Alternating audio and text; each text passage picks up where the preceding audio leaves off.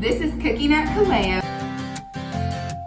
Today we're making honey mustard chicken with potatoes and green beans. It's all on one pan, so it's super easy cleanup. The first step today is just to preheat your oven to 425. We're gonna use boneless, skinless chicken thighs, package of green beans, about 6 red skin potatoes about the size of your fist, medium size, and then these are all of our honey mustard ingredients. So we've got salt and pepper for seasoning, some honey, Dijon mustard, we use the whole jar, and then some optional ingredients that I like to add are fresh lemon, some garlic powder, and fresh garlic.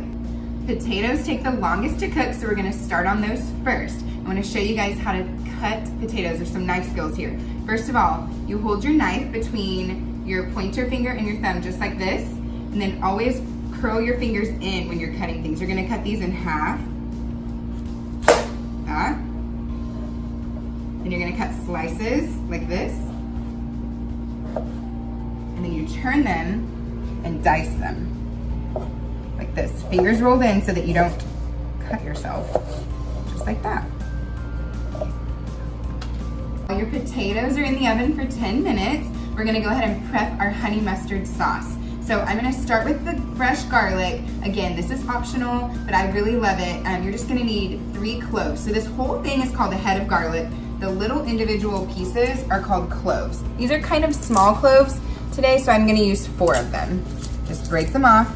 They're covered in like papery peels.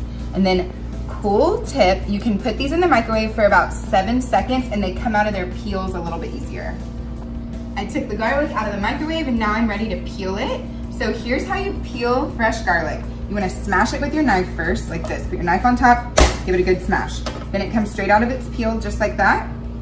Then you just do your same thing. You slice like we did with the potatoes, then turn it and dice. Fingers tucked in so you don't chop them off, just like that. You just want little pieces like that.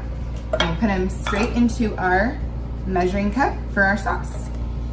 We're ready for the rest of our sauce ingredients now. We're gonna use a lemon. This one's optional too, but I love the flavor that it adds. If you don't like lemon, you can use water, just about 2 tablespoons, but I'm gonna use a whole lemon. Squeeze all that juice in there.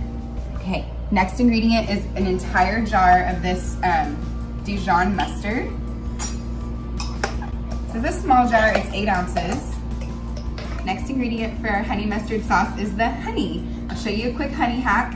So if you add a little bit of oil to your measuring cup, that allows the honey to just slide out a little bit easier. Otherwise, it just takes a long time. We're gonna take the lid off of this honey. We want a 1/2 cup of honey.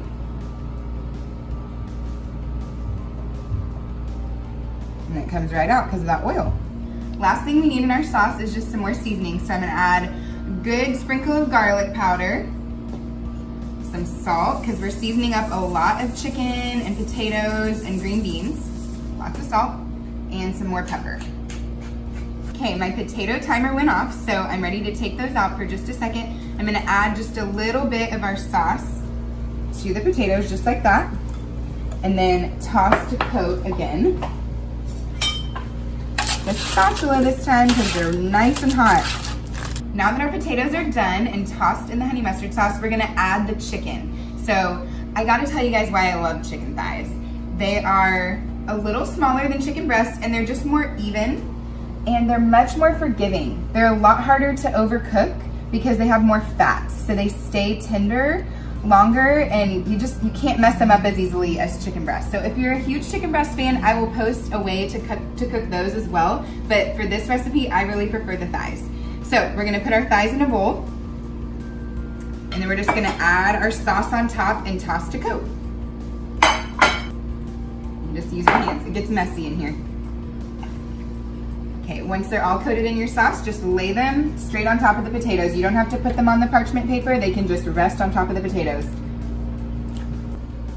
Okay, once you've laid out all your chicken on top of your potatoes, drizzle the rest of that sauce over the top and put it back in the oven for another 10 minutes. So your chicken's been in the oven for 10 minutes. Now it's time to add your green beans. So we're just gonna get a clean bowl, add your green beans to the bowl, put a little bit drizzle of avocado oil on them, lots of salt again, and some pepper, and then toss to coat. And we're just gonna add them straight on top of everything.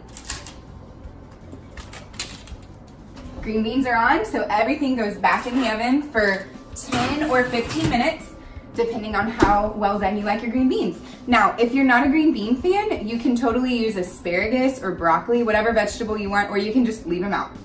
After 10 minutes, take everything out of the oven. Green beans are cooked perfectly. Time to enjoy.